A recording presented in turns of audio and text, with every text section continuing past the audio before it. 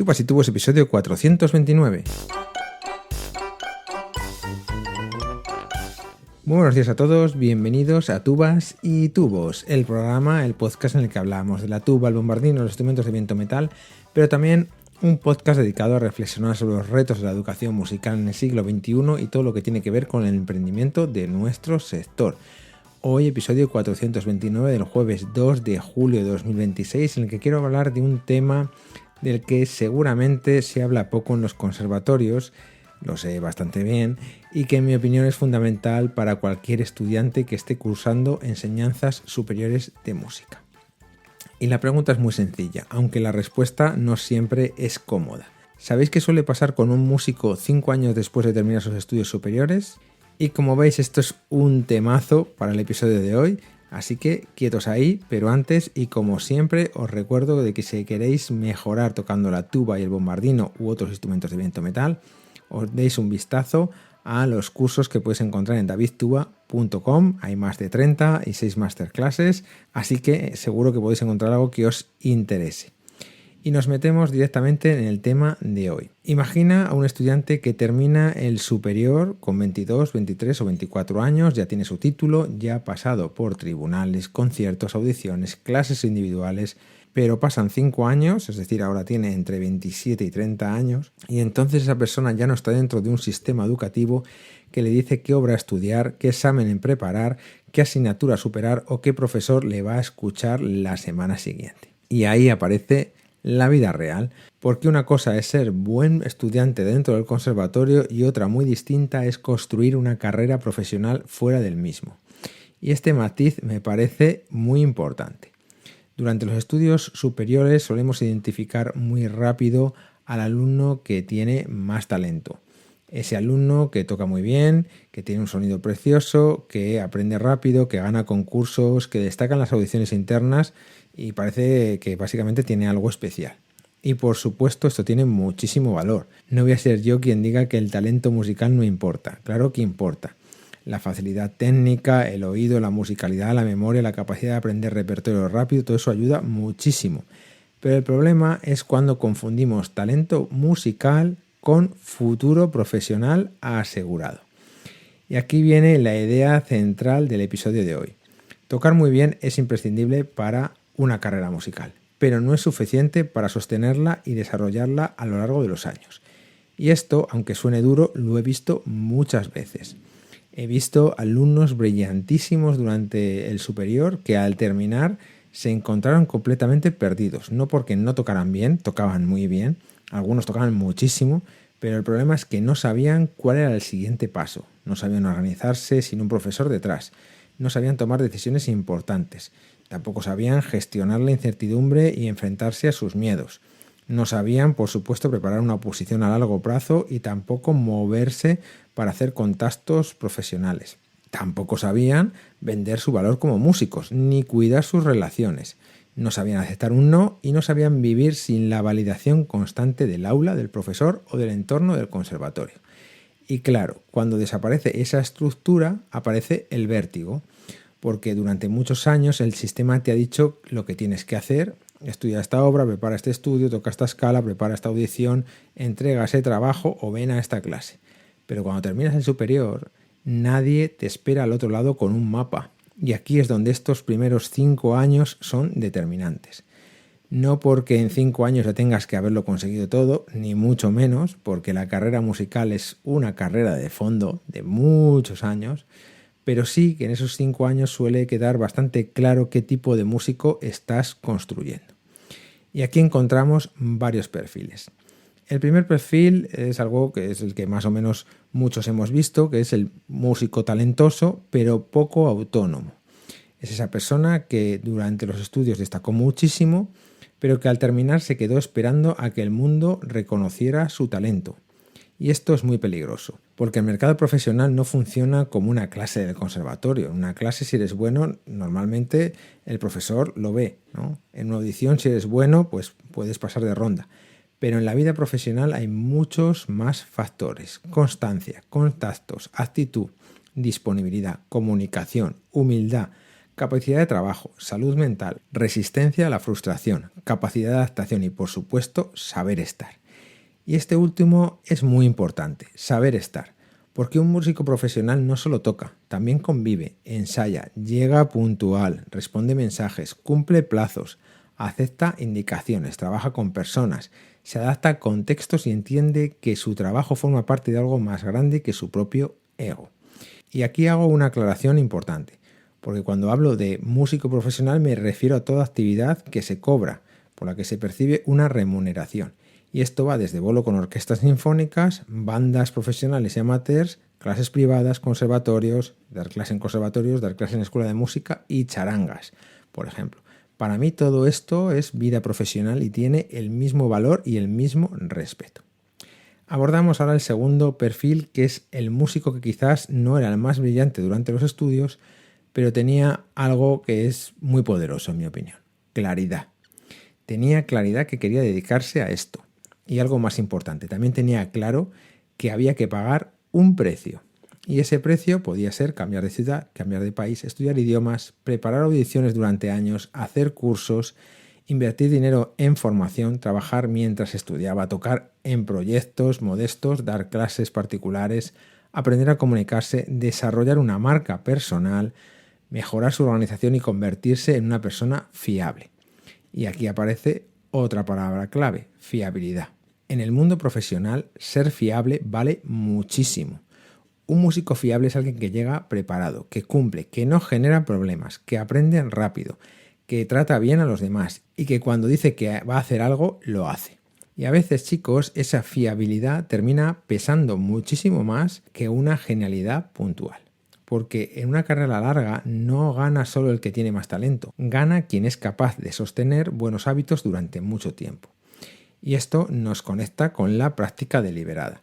La investigación sobre el desarrollo de la excelencia lleva décadas insistiendo en el que el rendimiento experto no se explica solo por el talento, sino por años de práctica intensa, organizada, objetivos claros, feedback y corrección constante. Dicho de una forma más sencilla, no basta con tener facilidad, hay que pagar el precio. Y pagar el precio no significa sufrir por sufrir. Significa asumir que si quieres trabajar en una orquesta o una banda profesional o en un conservatorio necesitas un plan a varios años vista. Normalmente ese plan es de 5 a 7 años. Necesitas saber qué pruebas hay, conocer el repertorio, grabarte, escuchar tus audiciones, preparar simulacros.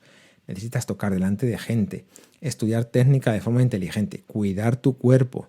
Necesitas aprender a descansar y tener una buena relación, una relación sana con tu instrumento. Necesitas leer y comprender las bases de las convocatorias. Necesitas saber cómo funciona el sistema y aprender a gestionar tus emociones cuando las cosas no salen bien, porque no van a salir bien siempre, y esto es un punto fundamental. Muchos músicos talentosos se rompen cuando dejan de ser los mejores. Y durante el conservatorio quizás siempre estuvieron arriba. Eran el alumno fuerte de la clase, el que destacaba, el que recibía elogios. Pero al salir fuera se encuentran con músicos igual de buenos o mejores, con más experiencia, con más madurez, con más disciplina o con más capacidad de competir. Y ahí, chicos, el ego sufre. Pero ese momento puede ser una bendición si se interpreta bien, porque te obliga a pasar de la identidad de yo soy bueno a la identidad de yo estoy aprendiendo. Y esta diferencia cambia una vida. El músico que se aferra a yo era bueno se queda mirando el pasado. El músico que adopta el yo aprendo empieza a construir su futuro. Por eso, en esos 5 años después del superior, más que demostrar si eras talentoso, demuestras si eres capaz de convertirte en un músico profesional. Y ser profesional implica trabajar 3 grandes áreas. La primera es la excelencia musical. Y aquí no hay atajos. Hay que tocar bien, hay que sonar bien, afinar, tener ritmo, hay que conocer los estilos, dominar el repertorio, preparar pruebas y hay que estar en forma. Y esto es así. Es duro a veces porque es muy sacrificado, pero es así. Es que la excelencia musical necesita esta estructura. Si después de terminar los estudios superiores solo estás motivado, de vez en cuando, mal asunto, porque la motivación va y viene. Y aquí hay que tener organización que sostiene el estudio y todo lo que hemos hablado. La segunda área es la empleabilidad. Y aquí los músicos solemos fallar bastante, porque pensamos que la empleabilidad es tener suerte o que te llamen. Pero la empleabilidad se trabaja, Se trabaja aprendiendo a hacer contactos sin ser pesado, manteniendo buenas relaciones con compañeros y profesores. Y se trabaja cuidando cómo te presentas, teniendo materiales actualizados, el currículum, vídeos, grabaciones, redes profesionales y una web si hace falta. Se trabaja sabiendo comunicar lo que haces, entendiendo que quizás tu carrera no será solo una cosa, sino una combinación de interpretación, docencia, proyectos, grabaciones, gestión cultural, creación de contenido o emprendimiento. Y esto no es un fracaso, es la realidad de muchísimos músicos actuales. La tercera área es la madurez personal. Y aquí está quizás la parte que menos se habla, ¿no? Porque yo lo digo mucho, ¿no? Para ser un buen profesional primero tenemos que ser una buena persona. Es decir, no hay desarrollo profesional sin desarrollo personal. Y es que podemos tocar muy bien, pero si no gestionamos la frustración, si no sabemos relacionarnos, si somos desorganizados, si llegamos tarde, si culpas a todo el mundo de tus problemas, si no sabes recibir una crítica, si no sabes trabajar en equipo o si necesitas que alguien te empuje constantemente, tu carrera va a tener un techo muy bajo. La madurez personal no aparece de golpe al terminar el superior, como podéis imaginar, esto se entrena, tomando decisiones y asumiendo consecuencias, pidiendo ayuda y reconociendo los errores. Se entrena desarrollando la inteligencia emocional, aprendiendo a hablar con respeto, incluso cuando no estás de acuerdo. Se entrena entendiendo que el talento no te da permiso para tratar mal a nadie. Y aquí quiero lanzar un mensaje especialmente para los estudiantes que están terminando el superior o que lo terminaron hace poco, ¿no? No esperes a sentirte preparado para empezar, empieza. Preséntate a unas pruebas aunque no estés al 100%, grábate aunque no te guste escucharte, escribe a músicos que admires, busca mentores, haz cursos, toca en proyectos pequeños, da clases si tienes la oportunidad, aprende a explicar lo que sabes, aprende a comunicar, es importantísimo.